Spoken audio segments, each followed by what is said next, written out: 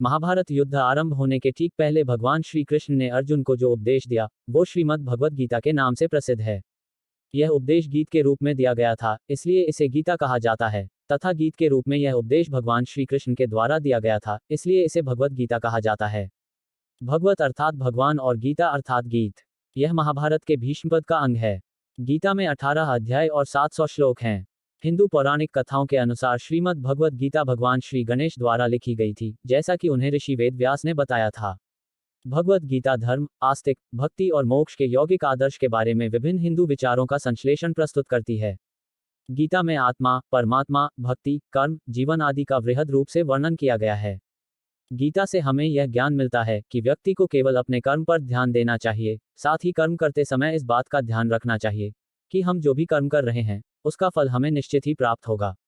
गीता पढ़ने वाले व्यक्ति को सच और झूठ, ईश्वर और जीव का ज्ञान हो जाता है, उसे अच्छे और बुरे की समझ आ जाती है। गीता पढ़ने से व्यक्ति का आत्मबल बढ़ता है और व्यक्ति साहसी और निडर बनकर अपने कर्तव्य पथ पर आगे बढ़ता है। रोजाना गीता पढ़ने से शरीर और दिमाग में सकारात्मक ऊर्जा विकसित होती है। जय श्री कृष्ण, जय श्री भागवत गीता जी। हेलो एवरीवन, कैसे हैं आप सब? आप सभी का मेरे YouTube चैनल आध्यात्म निधि में बहुत बहुत स्वागत है। मैं हूं निधि खरे और आज मैं लेकर आई हूं आपके लिए श्रीमद् भगवद गीता के अध्याय 5 कर्म संन्यास योग के समस्त श्लोकों के हिंदी अनुवाद का वर्णन। आज के इस वीडियो में आप जानेंगे कि इसमें श्री कृष्ण किस प्रकार सांख्ययोग और कर्मयोग का निर्णय, सांख्ययोगी और कर्मयोगी के लक्षण और उनकी महिमा, ज्ञानयोग का विषय और भक्ति सहित ध्यानयोग का वर्णन करते हैं। उपरोक्त सभी योगों के वर्णन में अध्यात्म, ईश्वर, मोक्ष, आत्मा, धर्म, नियम आदि का वर्णन है, किसी भी प्रकार के युद्ध या युद्ध करने का नहीं। तो इस वीडियो को आप बिना स्किप किए एंड तक पूरा जरूर देखिएगा और मेरे चैनल को लाइक, शेयर, सब्सक्राइब और बेल नोटिफिकेशन में ऑल सिलेक्ट करना बिल्कुल भी मत भूलिएगा, जिससे कि आप मेरे सभी लेटेस्ट वीडियो सबसे पहले देख सकें। आप मुझे इंस्टाग्राम और फेसबुक पेज पर भी फॉलो कर सकते हैं। तो आइए मेरे साथ ज्ञान प्राप्त करते हैं श्रीमद् भगवद गीता के अध्याय 5 का। अर्जुन बोले, हे कृष्ण, आप कर्मों के संन्यास की और फिर कर्मयोग की प्रशंसा करते हैं, इसलिए इन दोनों में से जो एक मेरे लिए भलीभांति निश्चित कल्याणकारक साधन हो उसको कहिए। श्री भगवान बोले, कर्म संन्यास और कर्मयोग ये दोनों ही परम कल्याण के करने वाले हैं, परंतु उन दोनों में भी कर्म संन्यास से कर्मयोग साधन में सुगम होने से श्रेष्ठ है।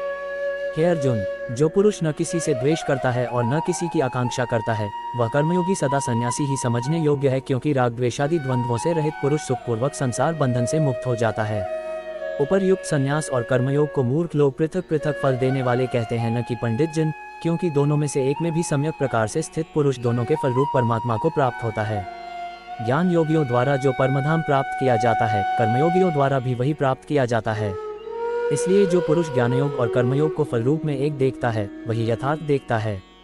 परंतु हे अर्जुन, कर्मयोग के बिना संन्यास अर्थात मन, इंद्रियों और शरीर द्वारा होने वाले संपूर्ण कर्मों में कर्तापन का त्याग प्राप्त होना कठिन है, और भगवत स्वरूप को मनन करने वाला कर्मयोगी परब्रह्म परमात्मा को शीघ्र ही प्राप्त हो जाता है। जिसका मन अपने वश में है, जो जितेंद्रिय एवं विशुद्ध अंतःकरण वाला है, और संपूर्ण प्राणियों का आत्मरूप परमात्मा ही जिसका आत्मा है, ऐसा कर्मयोगी कर्म करता हुआ भी लिप्त नहीं होता।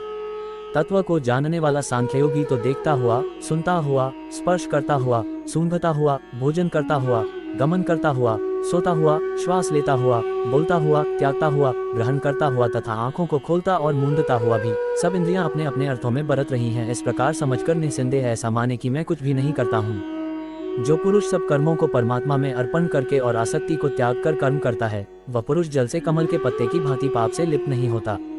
कर्मयोगी ममत्व बुद्धि रहित केवल इंद्रिय, मन, बुद्धि और शरीर द्वारा भी आसक्ति को त्याग कर अंतःकरण की शुद्धि के लिए कर्म करते हैं।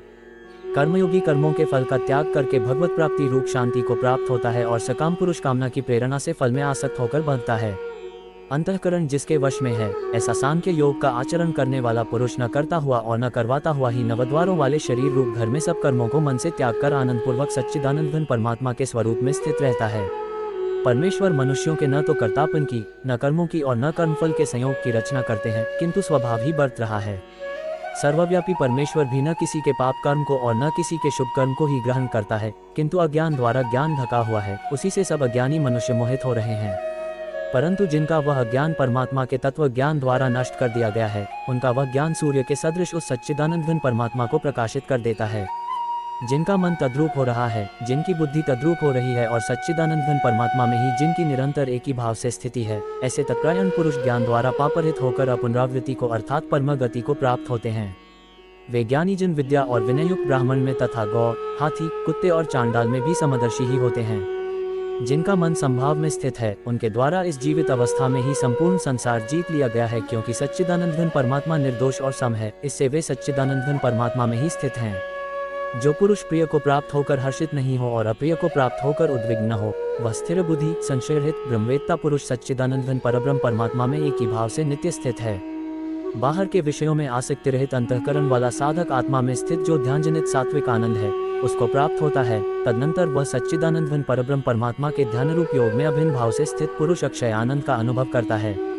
जो ये इंद्रिय तथा विषयों के संयोग से उत्पन्न होने वाले सब भोग हैं, यद्यपि विषयी पुरुषों को सुख रूप भासते हैं, तो भी दुख के ही हेतु हैं और आदि अंत वाले अर्थात अनित्य हैं। इसलिए हे अर्जुन, बुद्धिमान विवेकी पुरुष उनमें नहीं रमता।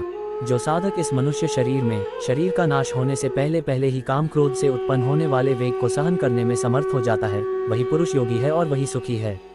जो पुरुष अंतरात्मा में ही सुख वाला है, आत्मा में ही रमण करने वाला है तथा जो आत्मा में ही ज्ञान वाला है, वह सच्चिदानंद घन परब्रह्म परमात्मा के साथ एक ही भाव को प्राप्त सांख्य योगी शांत ब्रह्म को प्राप्त होता है।